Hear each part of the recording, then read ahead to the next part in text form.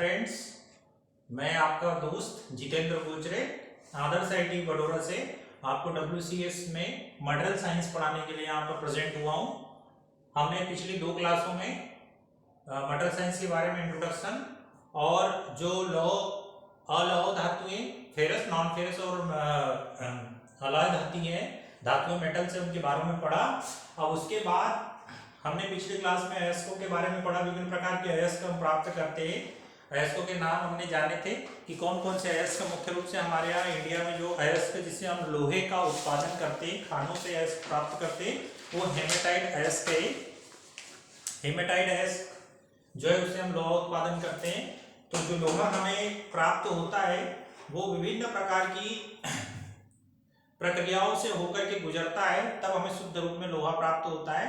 तो उस प्रकार प्राप्त करने के जो मुख्य बिंदु है उसके बारे में मैं आप लोगों को यहाँ पर बताना जा रहा हूँ। सबसे पहला जो लौह उत्पादन हम करते हैं अयस्क से लोहा जो प्राप्त करने की विधि को हम बोलते हैं लौह उत्पादन। लौह उत्पादन के अंदर 3 पॉइंट होते हैं। सबसे पहला पॉइंट हम देख रहे हैं प्रसाधन, दूसरा है भर्जन और निस्तापन जिसे हम बोलेंगे रोस्टिंग, प्रगलन, मेल्टिंग। 3 पॉइंट के अंदर हम जो अयस्क है उसको गुजारते हैं और उसके बाद फिर हम इन प्रक्रियाओं के बाद लोहा प्राप्त करते हैं। सबसे पहला देखते हैं प्रसाधन। प्रसाधन के अंदर होता क्या है? जो अयस्क हमें खानों से प्राप्त किया उस अयस्क को छोटे छोटे टुकड़ों में तोड़ना है। छोटे छोटे टुकड़ों में तोड़ने के बाद पानी की तेज बौछार से, पानी की तेज धारा में बौछार से उस अयस्क को धोना है। उससे क्या होगा? जो मिट्टी के कण, रेत के कण, पानी में घुलनशील अन्य अशुद्धियों के गुण पानी के साथ मिलकर के अलग हो जाएंगे। इसके बाद हमारे यहाँ पर प्रसाधन की क्रिया पूरी हो जाएगी। प्रसाधन को हम दूसरा नाम देते हैं सांद्रण। दूसरा नाम क्या देते हैं? सांद्रण। सांद्रण विधि भी हम इसको बोलते हैं। सांद्रण के बाद, प्रसाधन के बाद हम उस अयस्क को सुखाते हैं। धूप में सुखाने के बाद उसे हम लेकर के जाते हैं भर्जन और निस्तापन के लिए, जिसको हम बोलते हैं रोस्टिंग। रोस्टिंग के अंदर क्या करते हैं? गलनांक से कम तापक्रम पर वायु की उपस्थिति में इस प्रसाधन किए हुए, सांद्रण किए हुए अयस्क को गर्म करते हैं। गर्म करने से जितनी भी गैसें हैं वायु में उपस्थित गैसों के साथ क्रिया करके जो अशुद्धियां हैं वो गैसीय फॉर्म में, गैस के रूप में बाहर निकल जाएगी। और निस्तापन के अंदर क्या होगा? इसको गलनांक से कम तापक्रम पर क्या करते हैं? गर्म करते हैं, जिससे जो अशुद्धियां है वो पिघल करके बाहर निकल जाएगी। तो ये भर्जन और निस्तापन की क्रिया हो गई। उसके बाद लेके जाते हैं हम प्रगलन के लिए। प्रगलन के लिए हम इसे भट्टी में डालते हैं। तीसरा पॉइंट हमारा क्या आ रहा है? प्रगलन। प्रगलन मतलब गलाना, और गलाने के लिए हम क्या करते हैं? इसको भट्टी में डालेंगे। क्योंकि भट्टी का टेम्परेचर बहुत हाई होता है। हमने कई बार पढ़ा हुआ है, पहले 1600 डिग्री सेंटीग्रेड टेम्परेचर तक लोहा का गलनांक पॉइंट है, मेल्टिंग पॉइंट। तो प्रगलन में जो है हम क्या क्या विधि करते हैं? सबसे पहले हमने वात्य भट्टी के बारे में सुना ही है, जिसे हम यहाँ पर धमन फर्नेस बोल रहे हैं, ब्लास्ट फर्नेस बोल रहे हैं। वात्य भट्टी के अंदर हमें 2 चीजें मिक्स करनी होती है अयस्क के साथ। डायरेक्ट हम अयस्क को नहीं डालते हैं, अयस्क के साथ हमें फ्लक्स लगेगा। अब फ्लक्स क्या होता है? चूंकि हम सोल्डरिंग करते हैं तो सोल्डरिंग में एक हम फ्लक्स का उपयोग करते हैं जेल फॉर्म में। फ्लक्स क्या होता है? फ्लक्स उसे गर्म करने में, जलाने में, तापमान वृद्धि करने में सहायक होता है। उसको हम बोलेंगे फ्लक्स। और फ्लक्स के रूप में हम किसका उपयोग करते हैं? चूना पत्थर का। हम जब प्रगलन करते हैं तो सबसे पहले अयस्क के साथ क्या क्या मिक्स करते हैं?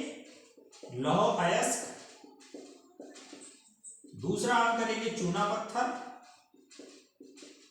और तीसरा हम उसमें मिक्स करेंगे कोक। तो हमने क्या देखा? चूना पत्थर किस चीज का कार्य करता है? फ्लक्स की भांति कार्य करता है। लोहे के साथ मिलकर के, लोहा अयस्क के साथ मिलकर के जितनी अशुद्धियां हैं उनको स्लैग के फॉर्म में अलग करता है। स्लैग क्या होता है? स्लैग किसी भी तरल पदार्थ में द्रवीय फॉर्म में ऊपर की ओर जितनी अशुद्धियां तैरती है उसे हम स्लैग बोलते हैं। वो चूना पत्थर काम करता है। उसके बाद आता है कोक। कोक क्या करता है? कोक कार्बन देता है। कोक क्या है? कार्बन का एक फॉर्म है।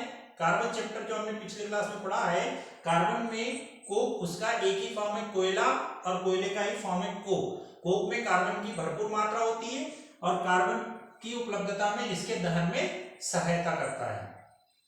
कौन? कोक। तो ये दोनों पदार्थ हमने लौह अयस्क के साथ क्यों मिला है? तो हम तीनों पॉइंट को फिर से देखें। सबसे पहले क्या करते हैं? जो अयस्क मिला उसका करते हैं प्रसादन, जिसको बोलते हैं ड्रेसिंग। दूसरा क्या करते हैं? भर्जन।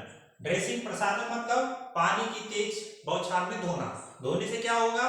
पानी में घुलनशील, पानी की बौछार में अलग होने वाले आसानी से पदार्थ, अशुद्धियां बाहर हो जाएगी, जिसे हम सांद्रण नाम भी देते हैं। सांद्रण के बाद सुखाते हैं। सुखाने के बाद भर्जन निस्तापन। भर्जन के अंदर क्या करेंगे? वायु की उपस्थिति में गलनांक से कम तापक्रम पर गर्म करेंगे, जिससे गैस जितनी अशुद्धियां होगी बाहर निकल जाएगी। निस्तापन में जो पिघलने वाले द्रव्य होंगे गलनांक में उस तापक्रम पे गल के बाहर निकल जाएंगे। उसके बाद आता है प्रगलन, जिसे हम बोलते हैं मेल्टिंग पॉइंट। प्रगलन के अंदर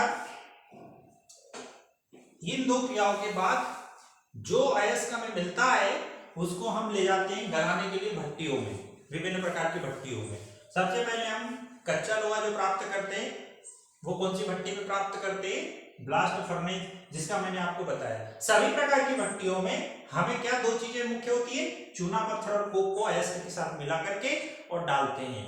अब चूना पत्थर किस काम का उपयोग करते हैं? फ्लक्स की भांति कार्य करता है, गलाने में, जलाने में सहायक, अशुद्धि को अलग करने में सहायक। कोक का काम कार्बन देना। ये हो गए हमारे पॉइंट। अब हम इसके बाद प्रगलन के अंदर अलग अलग प्रकार के लोहे का अलग अलग प्रकार की भट्टियों में किस प्रकार से हम प्रगलन करते हैं उसके बारे में पढ़ेंगे।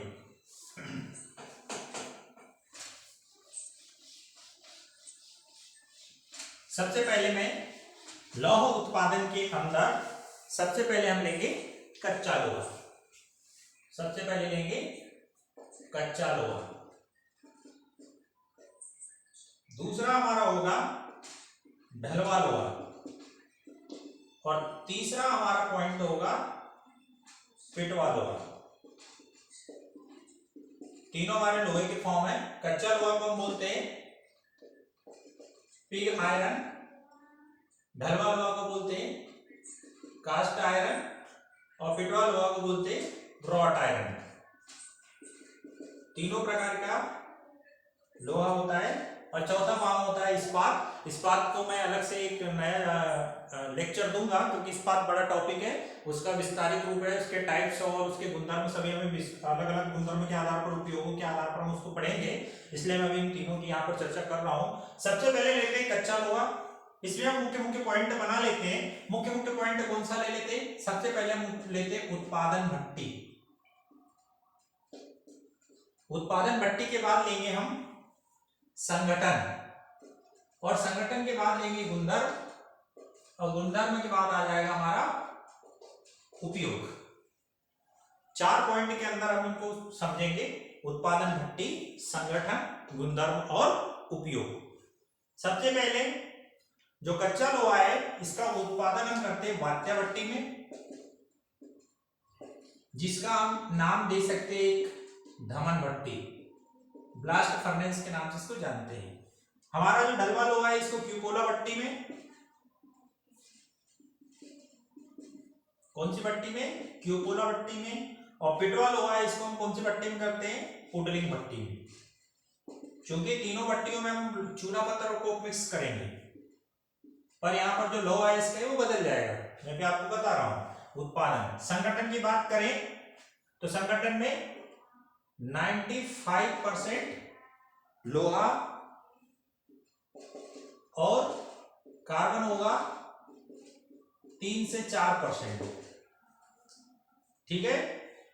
ढलवा लोहा की अगर बात करें तो ढलवा लोहा में लोहा होगा आपका 96% तक, और कार्बन होगा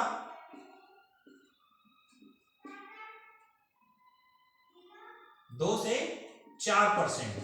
बाकी अन्य अशुद्धियां होंगी वो भी मैं आपको बताऊंगा। अन्य अशुद्धियां क्या होंगी? सल्फर, फास्फोरस और सिलिका और अन्य अशुद्धियां होंगी। इसके अंदर भी वही होगा, सल्फर, फास्फोरस, सिलिका, मैग्नीज, अन्य धातु इसमें मिक्स होगी। उसके बाद लेते हैं पिटवा लोहा। पिटवा लोहा के अंदर क्या होगा? लोहा होता है इसमें 99% और कार्बन होगा आपका 0.1%। बाकी नगण्य मात्रा में अन्य अशुद्धियां होगी। तो ये हो गया संगठन तीनों भट्टियों। सबसे पहले क्या पढ़ा? कच्चा लोहा का उत्पादन भट्टी क्या होगी? वात्या भट्टी, धमन भट्टी। ढलवा लोहा की उपोला भट्टी और पिटवा लोहा हो गया पुडलिंग भट्टी। ये सब मैं मुख्य मुख्य टॉपिक जो पेपर में कई बार रिवीजन किया जाता है, पूछा जाता है, कई बार रिवाइज होते हैं क्वेश्चंस, उसके बारे में मैंने आपको बता दिया। क्योंकि हमने संगठन पढ़ लिया है, संगठन के आधार पर इनका गुणधर्म होगा और गुणधर्म के आधार पर इसका उपयोग बनेगा। तीनों का एक दूसरे से कनेक्शन है। सबसे पहले हम संगठन देखते हैं। 95% लोहा है, पर कार्बन की मात्रा पर अगर ध्यान दें तो कार्बन कितना परसेंट है? 3 से 4%। 3 से 4% होने के कारण इसके गुण क्या होंगे? ये भंगुर होगा और भंगुर होगा और कठोर होगा। आघात नहीं सह पाएगा, ढलाई नहीं कर सकते, तो इसका कोई उपयोग हम नहीं कर सकते। तो इसका उपयोग क्या करेंगे? पिटवा लोहा, ढलवा लोहा और स्टील, इस्पात जिसको हम बोलते हैं, इसको बनाने के लिए हम प्रोसेस में डाल देते हैं। अन्य भट्टियों में, जो अलग अलग भट्टियों में बनता है, उस प्रोसेस में हम इसको भेज देते हैं। क्योंकि ये भंगुर होता है, आघात वर्धनीयता नहीं होती है, जो गुण बाकी लोहे के गुणों में होता है वो इसके अंदर नहीं होता है। जैसे हम बीड़ भी बोलते हैं, ये ग्रे कलर का होता है कच्चा लोहा। इसके बाद हम चलते हैं ढलवा लोहा की ओर। ढलवा लोहा में क्या होगा? ढलवा लोहा का संगठन देख रहे हैं 96 और लगभग 98% तक इससे हम लोहा निकाल लेते हैं और कार्बन 2 से 4% होता है। तो जो 2 से 4% कार्बन होता है, 96 से 98% तक हम इसको अप्रोक्सीमेट बोल सकते हैं अधिकतम, और 2 से 4% इसमें कार्बन होता है। चूंकि इसमें भी कार्बन होता है तो इसमें भंगुरता का गुण इसमें भी होगा, भंगुर का गुण इसमें भी होगा। दूसरी बात, भंगुर होने के साथ साथ इसको चुंबकीय नहीं बना सकते। भंगुर होगा, कठोर होगा, तो इसकी स्वाभाविक है कि हम इसको ज्यादा तोड़ मरोड़ नहीं कर सकते, मोड़ नहीं सकते। तो इसलिए इसका हम ढलाइयों में, क्योंकि नाम ही ढलवा लोहा है, कास्ट है, कास्टिंग कर सकते हैं, तो इसकी हम कास्टिंग बनाएंगे ढलवा लोहा की और अलग अलग ढलाइयां बनाएंगे। अब इसका अगर हम उपयोग देखें, और दूसरा मुख्य इंपॉर्टेंट पॉइंट इसमें क्या होता है, गुणधर्म की अगर जाने तो इसमें जंग नहीं लगता, जंग नहीं लगता। और एक और पॉइंट है, इसको वेल्डिंग से नहीं जोड़ सकते, वेल्डिंग से नहीं जोड़ा जा सकता। दूसरा पॉइंट, तो भंगुरता का गुण तो इसके साथ ही है, पर कच्चा लोहा से कम भंगुर होता है, क्योंकि कार्बन की मात्रा 1% से 2% तक के कम उसमें हो रही है। भंगुरता का गुण, कठोरता होती, जंग नहीं लगता, जंग नहीं लगता। तो इसके आधार पर, गुणधर्म के आधार पर इसका उपयोग क्या होगा?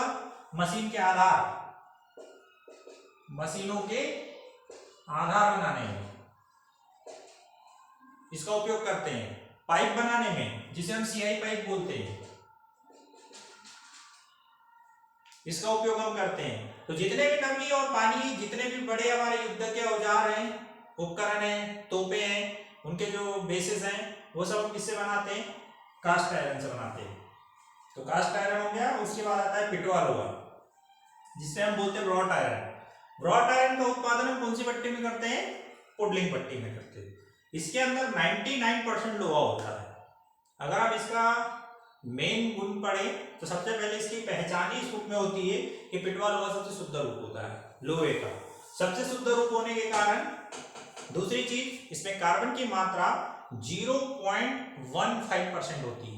0.15% कार्बन, जो अन्य लोहे की अपेक्षा बहुत कम है। क्या है? बहुत कम है। इसके कारण क्या होगा? भंगुरता खत्म हो गई, कठोरता खत्म हो गई।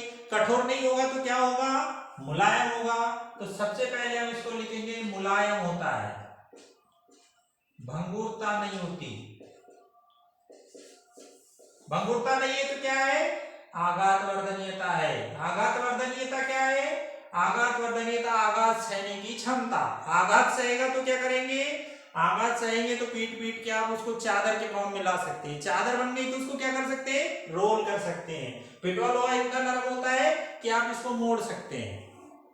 जो रॉड्स हम घर में यूज करते हैं घर बनाने में, वो किसकी बनाएंगे, पिटवा लोहा की बना लेंगे। रॉडों को आसानी से मोड़ सकते हैं। इसके बाद इसमें क्या हो गया, इसको वेल्डिंग कर सकते हैं, इसको वेल्डिंग से जोड़ सकते हैं। इसमें चुंबकीय गुण हो सकते हैं। और क्या कर सकते हैं, इसमें उपयोग की तरफ चले। उपयोग पे अगर हम जाएं, हाँ एक पॉइंट इसमें हम मुख्य दे सकते हैं, मुलायमनीकरण उष्मा उपचार नहीं कर सकते। उष्मा उपचार नहीं कर सकते। उष्मा उपचार क्या होते हैं,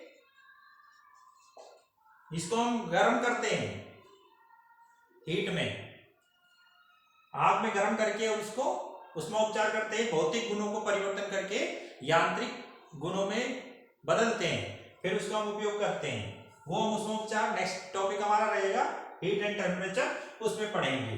उसके बाद क्या आता है, इसका जब हम उपयोग की ओर चले तो उपयोग क्या करेंगे, इसका क्रेन का हुक, चादर, नालीदार चादर, इन विभिन्न प्रकार की चीजें हम इसमें बनाएंगे। तो वापस से मैं इनको एक बार आपको समझा देता हूं। कच्चा लोहा, ढलवा लोहा और पिटवा लोहा, ये लोहे के 3 प्रकार है। चौथा इस्पात है जिसको मैंने अभी छोड़ा हुआ है। कच्चा लोहा पिग आयरन, वात्या भट्टी में हम धमन भट्टी में इसका उत्पादन करते हैं। ढलवा लोहा कास्ट आयरन जिसको क्यूपोला भट्टी में प्रज्वलन करते हैं। पिटवा लोहा जिसको हम पुडलिंग भट्टी में, पिटवा से पुडलिंग, ढलवा से क्यूपोला और कच्चा से धमन भट्टी। क्योंकि भट्टी में प्रज्वलन के पहले हम क्या मिलाते हैं, चूना पत्थर मिलाते हैं और कोक मिलाते हैं। क्यों मिलाते हैं, आपको पहले में डिस्कस कर चुके हैं। उसके बाद आता है संगठन, गुणधर्म और उपयोग। ये तीनों एक दूसरों से इनके अंडरस्टैंडिंग है, दोनों में बॉन्डिंग है। अगर आप संगठन है, संगठन से आप इनके गुणधर्म जान जाएंगे, गुणधर्म से आप इनके एप्लीकेशंस जान जाएंगे। ठीक है, लोहा आ गया आपका। कच्चा लोहा में 95% अशुद्ध रूप होता है कच्चा लोहा, सबसे शुद्ध रूप होता है पिटवा लोहा, ये भी ध्यान रखिएगा। उसके बाद आपका आता है कार्बन 3 से 4%। कार्बन अधिक होगा, भंगुर होगा, कठोर होगा। भंगुर कठोर होगा, कोई काम का नहीं। क्यों, क्योंकि भंगुर होगा आघात नहीं सह पाएगा, कठोर होगा मोड़ नहीं सकते, ढलाइयां नहीं बना सकते, पीठ के चादर नहीं बना सकते, बारीक रॉडे नहीं बना सकते।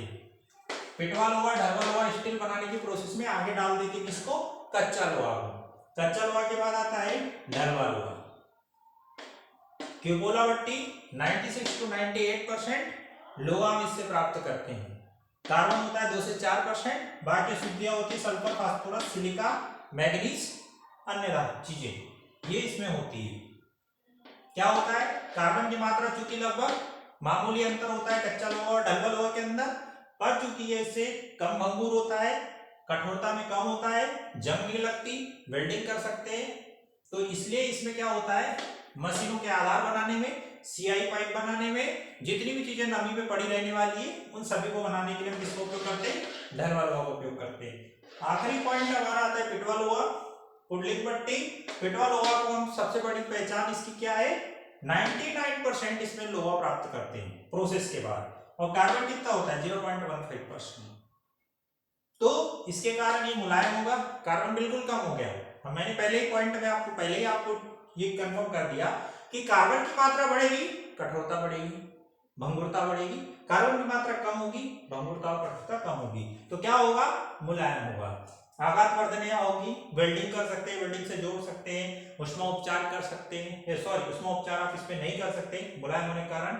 और बनाने के लिए क्रेन के हुक, चादर, नालीदार चादरें जो होती है, विभिन्न प्रकार की चीजें हम बना सकते हैं। तो ये तीनों प्रकार की धातु के बारे में मैंने आपको यहाँ पर विस्तार से बताया। नेक्स्ट क्लास में हम इस्पात के बारे में पढ़ेंगे। इस्पात का अगला लेक्चर हमारा होगा, इसे आप सभी अपनी नोटबुक में बना लेंगे। Thank you.